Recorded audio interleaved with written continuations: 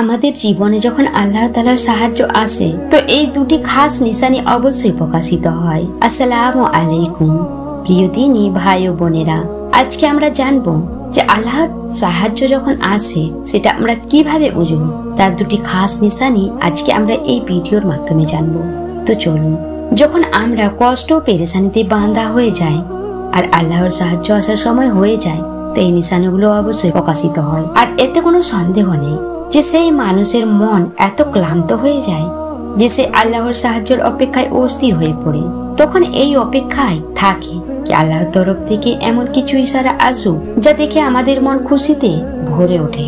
আর এই সম্পর্কে আল্লাহ তাআলা সূরা ইউনূসে বলেছেন কি তোমার রব জানে কি তোমার কষ্টকে সহজ কিভাবে করে দিবেন। তুমি লোকের কথায় দুঃখ করো না, কষ্ট পেও না, কেননা সমস্ত প্রশংসা মহান আল্লাহর, আর তার কাছে সমস্ত কিছু সহজ।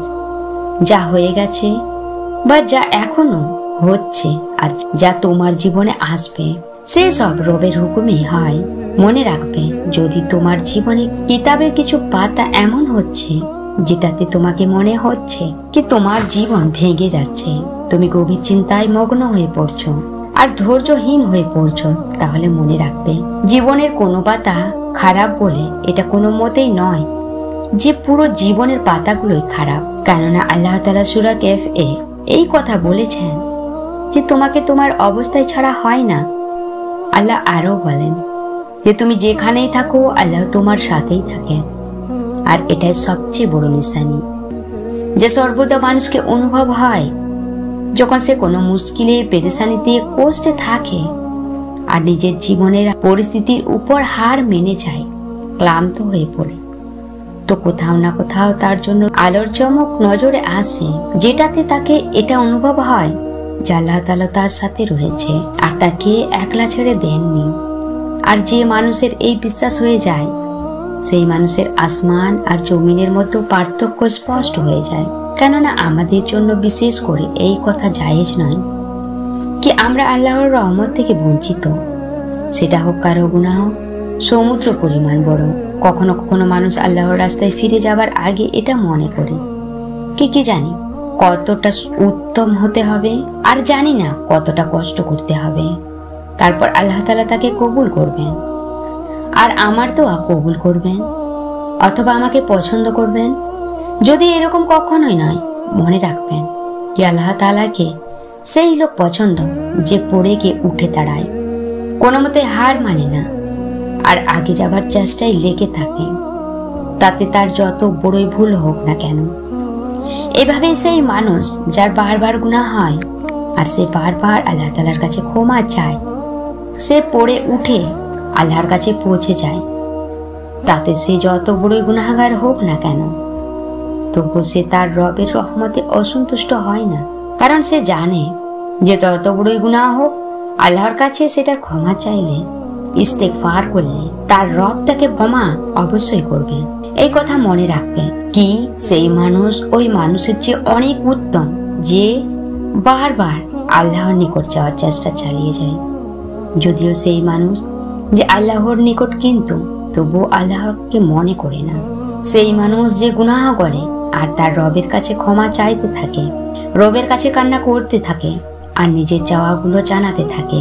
আর এমন কিছু লোক আছে যে ভাবে যে আমি তো কিছু গুনাহ করিনি আর আল্লাহকে সে মনে করে না। তো এরকম মানুষকে আল্লাহ পছন্দ করেন না। আল্লাহকে সেই মানুষ পছন্দ যে গুনাহ করার পরেও আল্লাহর কাছে ক্ষমা চায়, ইস্তেগফার করে আর আল্লাহর পছন্দের বান্দাদের মধ্যে নিযুক্ত হবার চেষ্টা করে। বদনসিব হয় সেই লোক যে এটা ভাবে যে আল্লাহ হয়তো আমাকে পছন্দ করেন না, কেননা আমি গুনাহগার, আমার দ্বারা তো গুনাহ হয়েছে, তো আল্লাহ কেন মাফ করবে আমাকে, উনি তো ঘৃণা করবে। কিন্তু মোটেও এরকম না।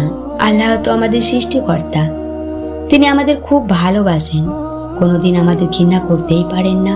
এটা তো একজন মানুষ আরেকজন মানুষকে ঘৃণা করে। আল্লাহ তাআলা কোনোদিন তার বান্দাদের উপর জুলুম করেন না। এটাতে মানুষেরই হয় যে নিজেকে এবং অপরকে কষ্ট দেয়। কেননা যে ব্যক্তিকে এটার খেয়াল থাকে কি আমার রব আল্লাহ জানে যে আমার বান্দা যত বড়ই গুনাহ যত বড়ই পাপ করুক না কেন আল্লাহ তার কাছাকাছি আছেন, শুধু সেই বান্দা দুহাত তুলে ক্ষমা প্রার্থনা করুন, আল্লাহ তাকে ক্ষমা করে দিবেন আর সাহায্য করবেন।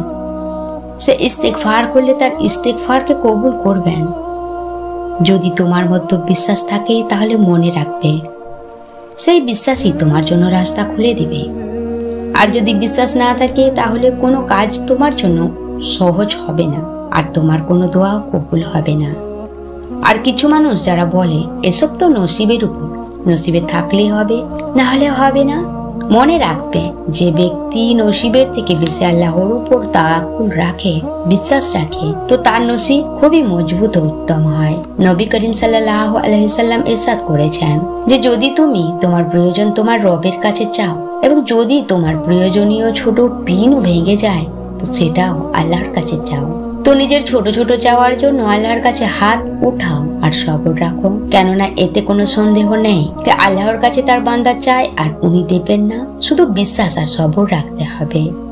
আর যেটা দিয়েছেন সেটার জন্য শুকরিয়া করো, আর যেটা দেননি সেটার জন্য শুকরিয়া করো, কেননা যেটা চেয়েছো আর যেটা পেয়েছো সেটা দুনিয়ার প্রয়োজন, আর যেটা চেয়েছো কিন্তু সেটা পাওনি সেটা আখিরাতের জন্য, সেটা তুমি হাসরের ময়দানে বিচারের সময় সাথে পাবে। তাই জীবনে যত বড়ই ঝড় আসুক, সবর করো, আল্লাহর কাছে দোয়া করো। উনি তার কোনো বান্দাকে কখনোই নিরাশ করেন না। হয়তো একটু দেরি হয়, কিন্তু না কখনোই হয় না।